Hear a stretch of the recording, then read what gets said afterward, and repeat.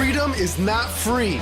Discover what it takes. It's time to tap and move forward.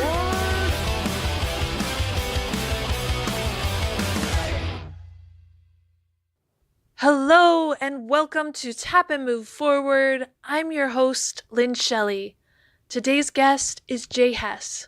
He was born in 1930, became an aviation cadet in 1953, and eventually became a fighter pilot.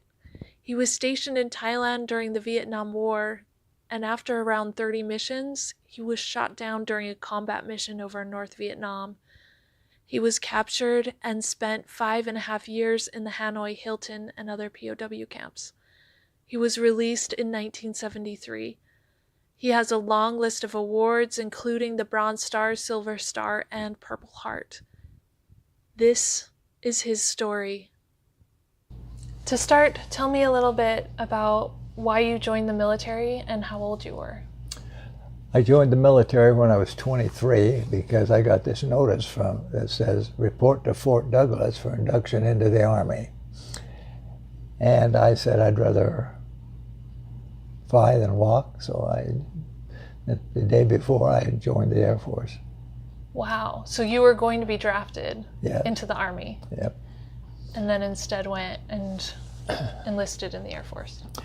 But somewhere in high school I had picked up, I found out about the Air Force had the aviation cadet program, and we had a pilot come and talk at the school, and he indicated that if you had 2 years of college, probably could qualify. And I hadn't really known what I was going to do, but with that incentive, I said, I can do 2 years of college. So I went to Weber for 1 year and BYU for next, and then went to Hill and took the flight physical and flunked it. That's because of my eyes. So at that point I went on a mission, and part of my time was in Roswell, New Mexico, where was Walker, I think was the name of the base there. So I associate a lot with Air Force people, B-47 pilots, and I like this. So when I got back, I went to an optometrist and said, what can I do? And he says, well, when they test for this, we work at it really hard, and when they test for this, don't, just relax. So I passed the flight physical, and I was qualified for aviation cadets, but the draft notice came before the class date for aviation cadets, so that's why the way it worked out, I enlisted and went through basic training, and then it was in kind of a wait status for my class. Casual barracks, I think is what we called it, for a couple of weeks. So I was a little older than most because I'd had 2 years of college and then that 2-year mission, and that made me 23. When you say a 2-year mission, what are you referring to? Are you referring to a Mormon? Yeah, I was a Mormon mission. So you were waiting to get notified in what position you were going to be flying? Did you already know you were going to be a pilot at that point? Well, that's what I wanted to be. And so I had, I guess I had assignment to the pilot training class that began in December. Anyway, I graduated from flight school in class of 55I, and so that was February of 1955. And you went immediately into flying fighter? No, I didn't, because they said, if you want a flying assignment, you'll have to extend your commitment. And I said, I don't want to be in the Air Force all my life. And so I had, my first job was a radar controller. So I went to Tyndall Air Force Base and flew half a day as a target and controlled half a day to learn how to tell people where to go. And at what point did that change? After about a year of doing that, they said, okay, those of you who signed up for 4 years can get out in 3. Those of you who got out and said you didn't want to fly, you can apply to get back in the cockpit. So I applied to get back in the cockpit, and I controlled at Tyndall Air Force Base. We were just setting up a new radar site there. Then I went to requalification in jets because I'd been getting my flight time in C-45s at Craig in Alabama. And then checked out in F-89s at Moody Air Force Base in Georgia. And then that led to assignment in Upper Michigan. The base was called Kinross Air Force Base, later changed to Kinchlow Air Force Base, now closed. But we flew F-89s and then F-102s. We just stood alert to identify unidentified aircraft. The threat was, at that time, Russian bombers coming over the North Pole route. So that was our training, was to intercept inbound bombers from the north. And at some point you got orders to go to Vietnam.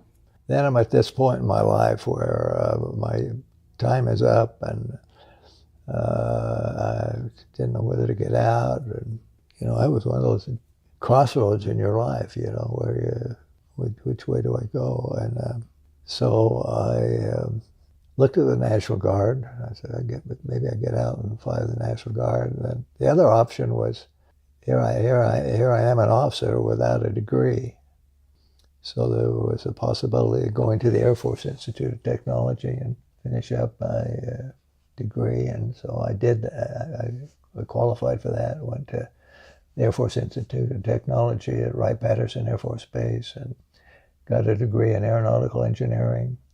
Because I was low on flying time, I got a cockpit assignment out of there and checked out in 105s. And it's in California. I actually checked out at Nellis. We were kind of waiting for airplanes. For flying at George for a little while, I was assigned to Germany, Bitburg Air Base. That's closed now, but it's right adjacent to Spangdahlem and Hahn. And so that was 1964. I was at APA from 60 to 62. Germany, 64 to 67, I got orders to. In the meantime, we transitioned out of the 105s into F4s. So I got orders to Cameron Bay, flying F4s. And I just flew there a couple of weeks, and then I got this emergency manning request. Due to combat losses, the following crews are diverted to Tokli Air Base in Thailand, where they're flying F-105s. So that's how I got myself in the position to get shot down over North Vietnam. So you were stationed in Thailand? Yep. To run missions to Vietnam? Yeah, we flew most of the time up around Hanoi. Very seldom did we go south, unless it was an aborted mission or something. And so I got shot at a lot. On most of your missions, you were shot at? Yep, yeah. So North Vietnam at that time was probably the most heavily defended airspace that there has ever been. Wow. So there was surface-to-air missiles and anti-aircraft guns, 37, 57, 85, and on up, I don't know. And then MiG aircraft. Before getting to that point, had you been shot at before? That was the first experience. I describe my Air Force career as waiting. Alert is on alert, 5-minute alert is waiting. That's what we did in the F-89, F-102. In Germany, we had a nuclear weapon on the bomb bay of the 105, and we just were on alert. Thank goodness the horn never went off. But then all the training was all nuclear, and we go to Vietnam, it's all conventional stuff. How was that experience coming into running missions to Vietnam and getting shot at? It's like makes you sweat. Yeah.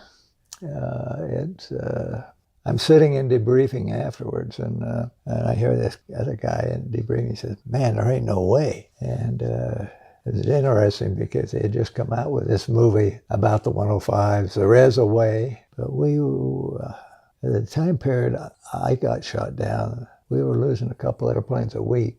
Wow. For I think the 355th Fighter Wing. I never knew where I was because I just filled spots where they were short crews. But I was flying with the 354th Tactical Fighter Squadron and the 357th, back and forth. And how many missions did you fly in Vietnam? Well, about 30 in the F-105 up in what we call Rupat 6, the heavily defended area. So I look at some places I've written down 33 missions, some places it's 32 or 34. I don't have any record of that, and right now it's all more what I said before than what is factual. So say 33. So on my 33rd mission, I don't have the landings equal to the number of takeoffs. Right. You try to keep them equal. There was a half in there at some point. Yeah. 33 and a half missions. So at that point, with the 33 successful missions, how had you been dealing with the stress? It wasn't stressful. It was exciting. Really? It felt more exciting? It's like, getting shot at and you don't get hit. It's kind of exciting. Okay. It's like I had this feeling on this one flight. There's all kinds of sounds coming in your headset. Calls of SAMs being launched, MiG, flak, and I just kind of had the feeling like this is a joust. Two horses with guys on them running towards each other, and these poles, somebody's going to get knocked off their horse. But why do you do that? It's exciting. So it's crazy that you're not scared, because in reality it's pretty dangerous. Right. Would you say that you didn't have a full understanding of how or what was to come? Well, you're well trained for all the eventualities. Yeah. But of course, it's only going to happen to the other guy. That's how you feel going through the training? Yeah. That's what you said? The bad stuff is only going to happen to the other guy. So that's, I think that's the way you cope. Take us through the events of what happened on your half mission.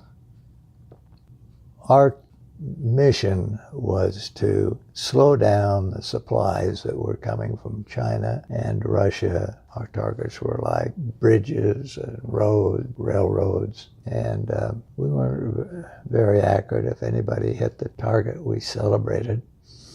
If we hit a bridge, it was a really big deal. And, no chance of knocking it down. We'd be happy if we hit it.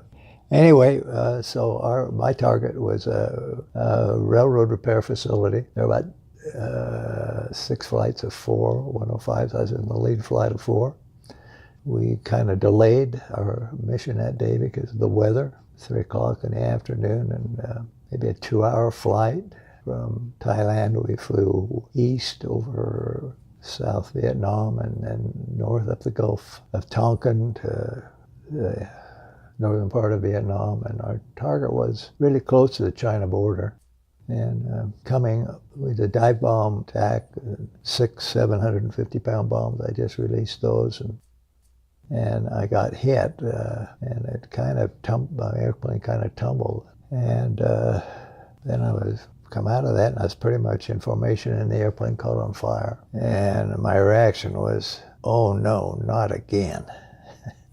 Because the cockpit's on fire, and I'd had some experience with fire before. Our house caught on fire when I was in high school, and about burnt down our house before I went to Vietnam with a propane lantern. I was changing the canister on it, and it wasn't like it was one I got in France. And I just thought, well, I'll put a fresh can on it. Well, they pulled it off, and it still had stuff in it, just sprayed out. And anyway, I was surrounded by fire after that experience. I got it out pretty quick. But. So I think, oh no, not again. But I can't see, and this was all happening really fast. Things slow down, in your mind. It's time to think through this. And then I think, well, I can't see. I'll get on the radio and I'll say, just tell me which way to go. And about that time, the airplane goes out of control. We're going about 600 miles an hour, and this thing pitches over an outside loop, and I figure I'm going to hit the ground pretty quick, doing 1,000 feet a second, and we're probably 5,000 feet, and I'm headed right at the ground. And anyway, so I'd learned from survival school I didn't want to ever be a POW. Now I find out I'm willing to try it because I don't want to hit the ground. I'm not ready to die. So I ejected. The force of being out of the seat, the procedure, if you're going to eject, to slow the airplane down, get it straight and level, sit up straight. I didn't do anything right. So it just knocked me unconscious. And the opening shock tore out every other panel out of my chute. I just came through for conscious for a minute, and when I looked up and saw that I only had half the panels in the chute, I said, this is really a bad dream. I went back to sleep and woke up on the ground maybe an hour later, something like that. When I woke up, there were people close.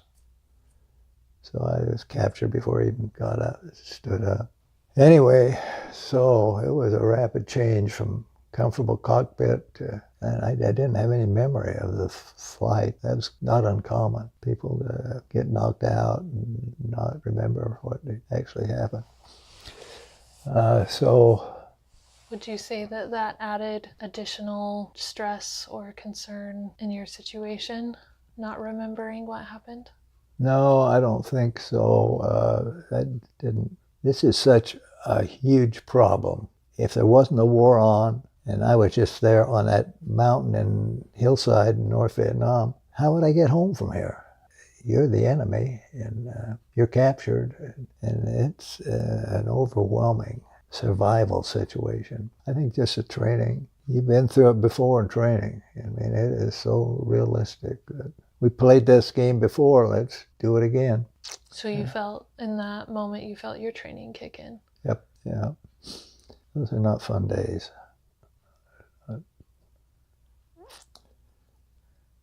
Are you willing to talk a little bit about what it was like being captured in the Hanoi Hilton? Well, the challenge is we got the code of conduct, and the enemy's got their code of conduct. Right. So we got the conflict. They resolved that through torture. And so, supposed to give name, rank, serial number, and date of birth, and that's all. Well, when they put me in the road trick, about the time they tied your hands behind your back and just tie them together like that, and then two guys just rotate your arms up over your head and tie them to your feet in front. And about the time my hands got straight up, I said, okay, I can tell you what kind of airplane I was flying. But you're just broken and you feel bad about it, but it's like, I'll bounce back. You got me right now, but anyway, that was not a fun experience.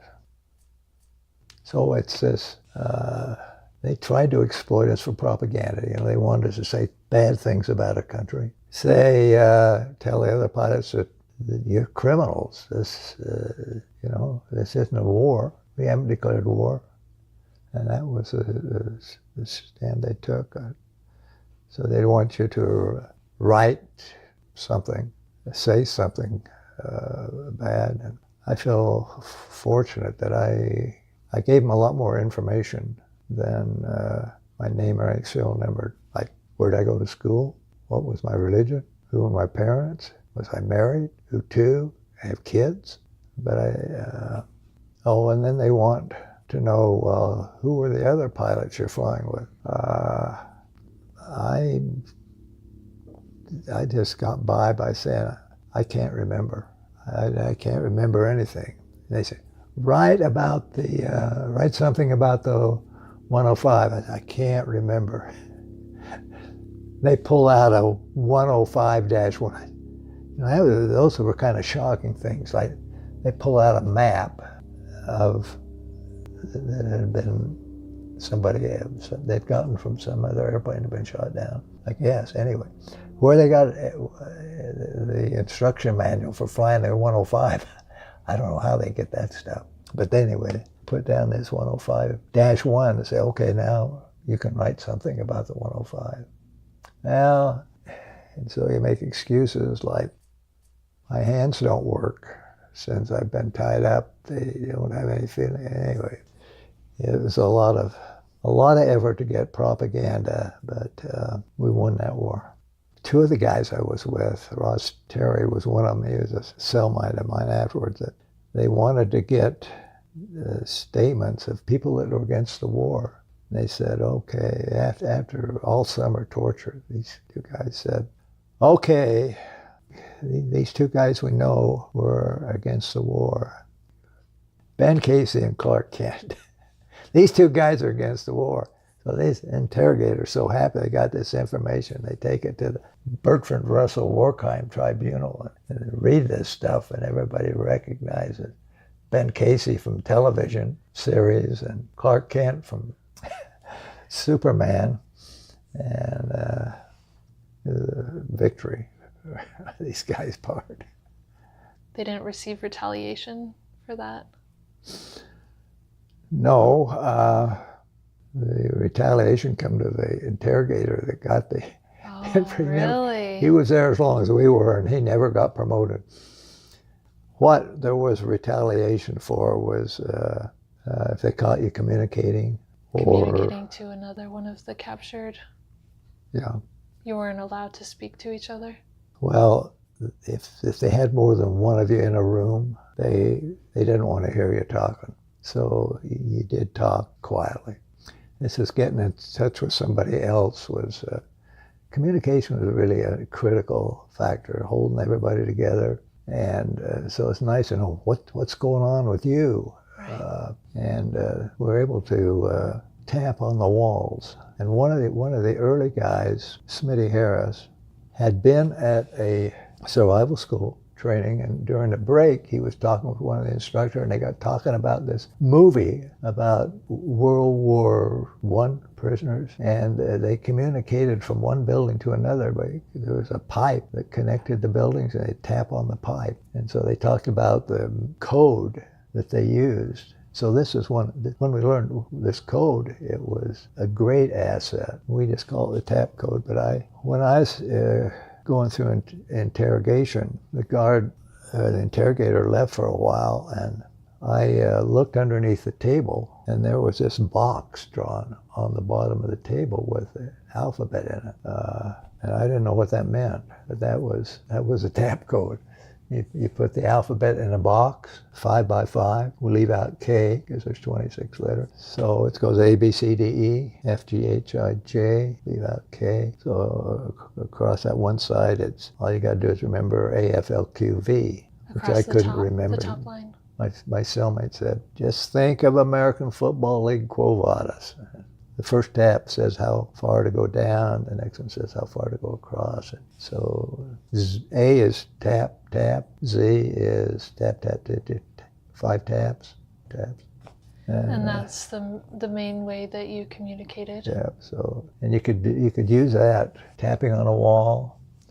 You could use that.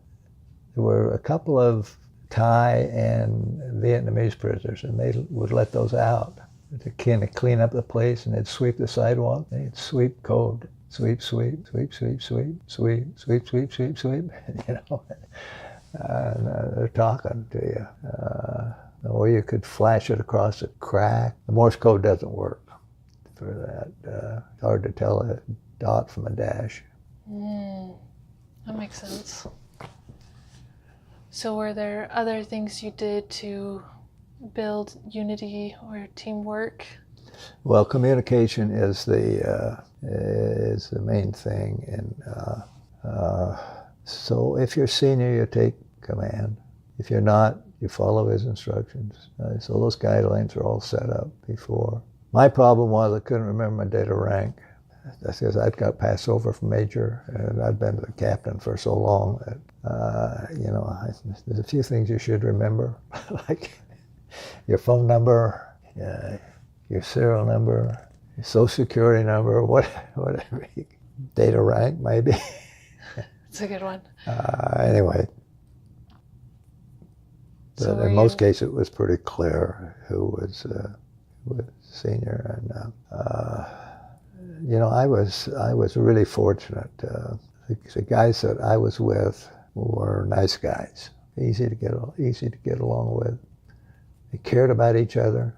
Sometimes you can get tied up on a principle, make yourself and everybody else miserable. So my best example of that is the code says I'll really make an effort to escape. If I'm captured, I'll escape. Well, what does that mean? Does that mean you get out of your room? Does that mean you get back to enemy forces? Does it mean you get home? Or does it mean you just get loose from a guy for a second until he gets a hold of you again? Anyway, the likelihood of a white American getting out of a jail in downtown Hanoi and making it back is really slim. And we had two guys try it and made it out of the camp, made it a little ways, but they were caught, and the results of that was a lot of torture, and they killed one of the guys that escaped. And I feel a little responsible for that, because I was one that says, well, you're not going to escape unless you try. But so we got this building, 2 rooms. Senior ranking officer and I and 7 others are in this room. On the other side, one guy that really is motivated to escape. And the rest of the guys are like, you're nuts. That was a very hostile environment. I was really lucky because just a wall separated us, and it was a pretty supportive group. That was the guys who would give their life for you. Well, anyway, it was a long time waiting for the war to end. Some of those guys were there nearly 9 years. Wow. The first time I saw another American in a prison camp in Vietnam, guard was moving 2 guys from one area to another, and the seat of their pants was wore right out. They just had on shorts, but their back end was not covered. I said, whoa. I felt like I'd been there forever, and my clothes looked brand new, and those guys were wore out. How long have you been there? Well, they'd been there 3 years when I got there. And you never got a change of clothes? Yep, we did. We did get replacement clothes. Well, that was one of the things that was hard to adjust to, because they come out with this form with about 40 lines across it where you could sign for clothes. So you'd have to sign for your clothes. They told us, you are just like the French. You are going to be here a long time. So that's kind of working on your mind. Anyway, so it's been a couple of years, 3, your clothes are wore out, they're going to give you a new one, you have to sign on this form. And it's like, you're going to be here the rest of your life. That was, it's irrelevant, but that, as I think about it now. That's what they would say to you when you were signing for clothes? Yeah, but it's, well, they just had the form you had to sign, and you'd think they'd have just a receipt, not this form that you would use for 50 years, close every couple of years. So here's one of the challenges that You got optimists and you got pessimists. It was hard to live with a guy that says we're never getting out of here. And for me, it was hard to get along with a guy that says we're going to go home tomorrow. We each got different things that we can live with. We're each different. So my position during this whole thing was like, well, in a couple of years, we could get out of here. It could. There's hope. And but not expecting it tomorrow. But there had to be some reality to it. Right. Like we're going home tomorrow. Well, how long has this war been going on? Well, what's changed? What makes you think tomorrow is? Yeah. But there was a time when something unusual would happen. It would make you think it's getting close.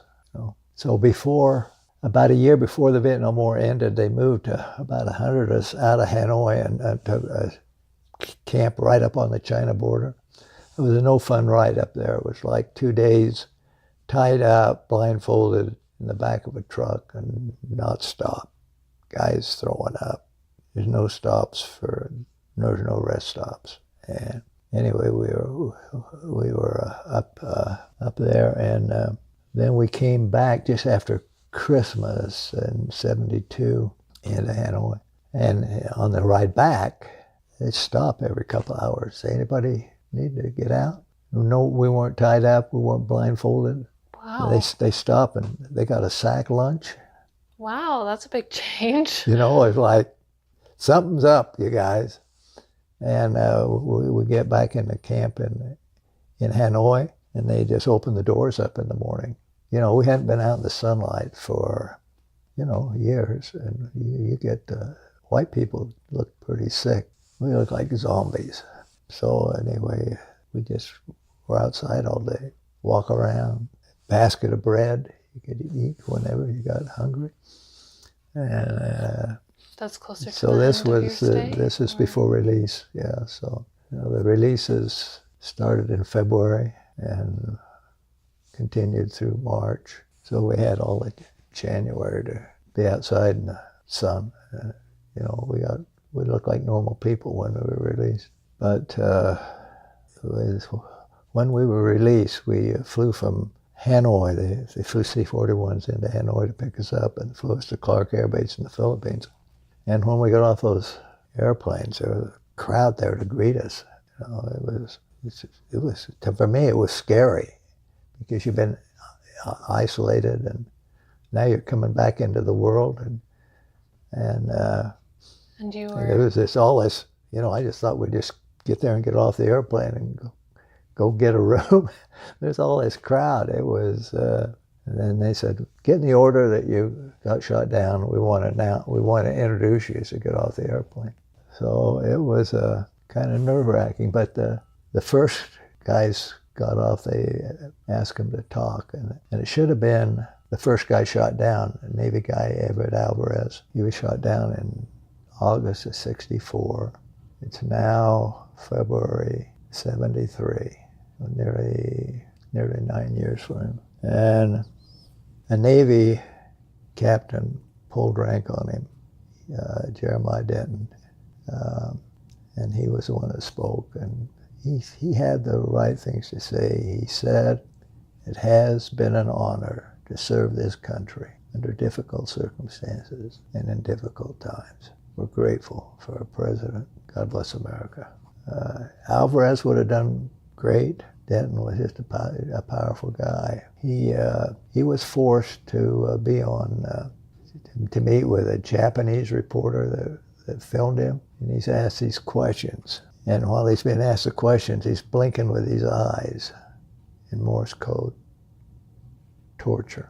And he's got the guts in this situation to say, when they ask him what he thinks about the war, and he says, "I don't know what the situation is, the war, but whatever my government's position is, I support it because I am an American soldier." And he went through a lot of torture. Jeremiah Denton became admiral, became a senator in Alabama. I think he's buried at the Naval Academy. So our great asset was good leaders, some of these senior guys. And you personally were there for over 5 years, right? 5.5. So I was kind of a contemporary with John McCain. I was shot down in August. He was shot down a little later. So we both say 5.5 years. Difference was he was all banged up. Me, I don't know if my neck was broken. At least it was strained really bad. It bothered me a lot. It still does. But he's busted all up. His arms and legs. Yeah, if you bail out of an airplane, a good place to go is the hospital. Right. Not in a POW camp. Right. Right. Yeah. Did you cross paths with John McCain while you were there? Yeah, we got released at the same time, came home on the same flight. I always, in the last, there were periods of time where I knew where he was, but I was only with him in that January, February time period. We were in the same camp, and it was where they just let you open the doors and we could all mix together. And so with him for a couple of months. We both got released in March, middle of March, 14th of March, 73. How did it feel to be released or to know you were going home? Hey, well, life has its ups and downs, but you don't know how good it felt to be free. That's all you just can't believe how good it feels to be free. You never felt like that before. And you never felt like that before when you get captured. I mean, that's the other low point, big swings. To what would you attribute your ability to survive through all of that? Well, there's some important factors. One is your physical condition. Somebody says, you're going to be here a long time. You better take care of yourself. And so as you were able to exercise, that became just important. And it seemed funny to me when I got home that everybody wasn't exercising every day, because it just seemed basically important. And the will to live is really strong, but most people have some down days. And what was really helpful was the reaction in our POW, since we're in the same room with the same guys, was just to pull a blanket over your head, leave the world, have somebody just come up and start a conversation with you about anything, Let's just talk about cars, or talk about Christmases past or something, Just being part of another person's life was helpful. And there's a religious aspect to this, There's some guys say you got to have faith in yourself. You got to have faith in God. You got to have faith in each other. You got to have faith in your country. To me, there's just a couple of important moments. I don't remember a lot, but so when I got my first cellmate, I wasn't happy, and he wasn't happy. The reason being, I had this escape plan, and it's crazy. It's a good thing I didn't do it, because I'd have died. But it was in my head, and now I got a cellmate, and it is out of the question. And he's not happy with me, because when the Vietnamese put us together, they told me to take good care of him, because Americans die really easy in Vietnam. And he was really in bad shape, but he kind of gets the idea that I'm a collaborator I'm working with the enemy. Anyway, it took a little while for that to work itself out. But my cellmate was a great patriot.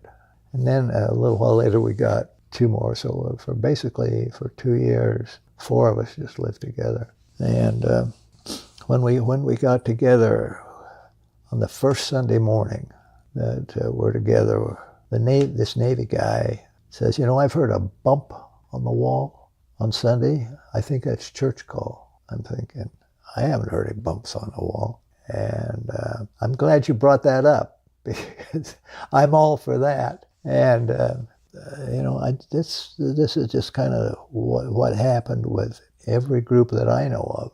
They had some kind of a period of reverence once a week. And after we did that, my first cellmate said, "There's something else we ought to do." He said, "We ought to pledge allegiance to the flag." And this colored church service or what, but guys got together and prayed and talked and pledged allegiance. And America becomes a pretty great place in your mind when you're away from it for a while.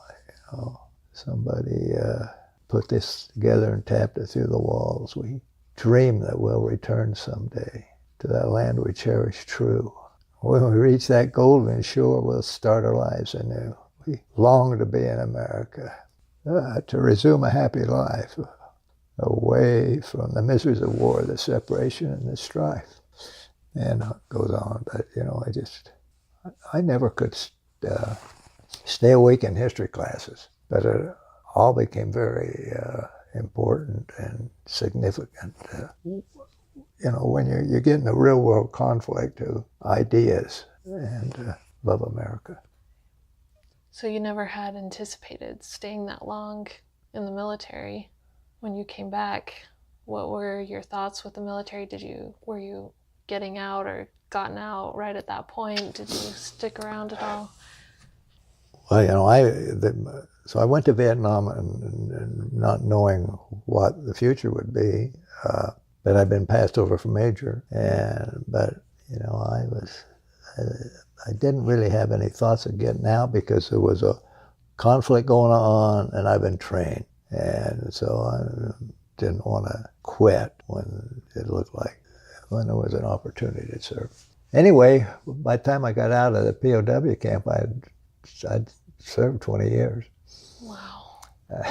And, well, not quite, but I was released in March, and my 20 years was up in November. But so it was, the military was really treated us well. You could just about do anything you wanted to.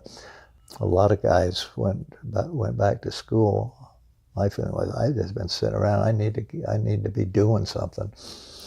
But the guy that was my flight lead was Colonel Bob White. He was one of the early astronauts. Well, he wasn't an astronaut. He was astronaut rating because he got that in some rocket-propelled airplane that took him up high enough. The X-15. I think it was the X-15. And anyway, he was then a general and was in charge of the Air University Air Training Command. And so I went to get the details of what he saw happen to me.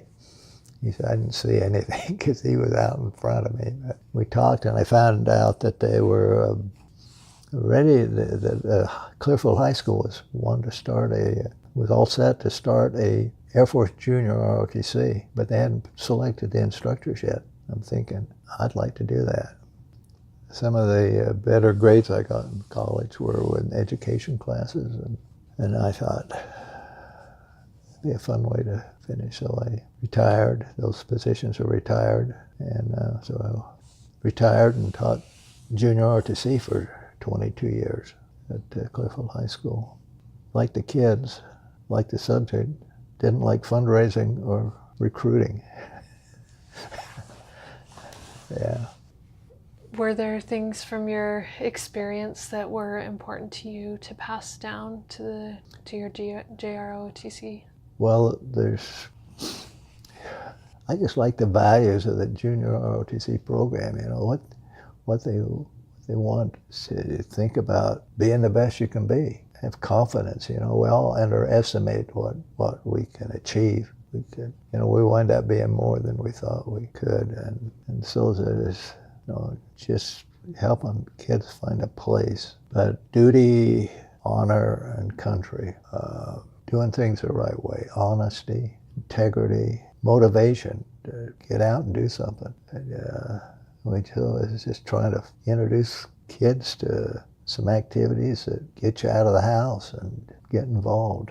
Maybe get you a little bit frightened or say, well, I don't know if I can do that or not. So So we had a lot of support from college ROTCs and from the National Guard with the things like rappelling and field training and that kind of stuff. To get them a little bit out of their comfort zone. Yep. To build character. Yeah, we'd have these ranger competitions and load you up with a pack and make you go farther than you wanted to go. All right? You been there? But then you know that you can go further than you wanted to go. Yeah. Yeah. Now where you are, if you look back at that time, is there something that's really important to you that you learned from the experience? Well, even unpleasant experiences help you grow. And it sounds crazy, but one of the philosopher POWs was Admiral Stockdale. He and his wife wrote a really great book together, In Love and War. They're both dead, but he says, thank goodness I was a POW. He's a better man for it. So I think we're here not just to have fun, we're to serve and grow and learn. What do you consider your greatest military accomplishment? Well, surviving 5.5 years of POW. You know, the fun things, I mark my flight experiences, taking the F-102 above 50,000 feet and taking the F-4 Mach 2. So going up where you need a pressure suit, going twice the speed of sound. But, they're just experience that lasts a second or two. And but so not much of an accomplishment, is it? But you did survive what other people would say, I could never do that. I think it's an incredible accomplishment. And I say to them, anybody can do it. I mean, they didn't pick the best qualified for the job. It's a random selection process. But I can conclude it through all this that all the physical requirements they require for people in combat is not for that. It's so you can survive being a POW if that happens to you. If you had health problems, it's really tough in a POW camp. Most of the health problems we had were injuries, but some had asthma, just really serious breathing problems. Every breath was a gasp, just a struggle. I tell you, they had a muscular stomach frame that you would envy. I mean, they looked amazing, but it was tough. One more quick question. What books have been influential to you for your career or for your life? Well, I think it's, to me, and I think I was not a great reader, but the scriptures were kind of kept me on the right course. And it was only after I got out of the POW camp that I began to appreciate the great leaders that the country's had. And so I was way late getting that, but I'm a real appreciative of General George Washington. How in the world you take a bunch of people that are scattered around and take on the world's best Navy and military and win? It's unbelievable.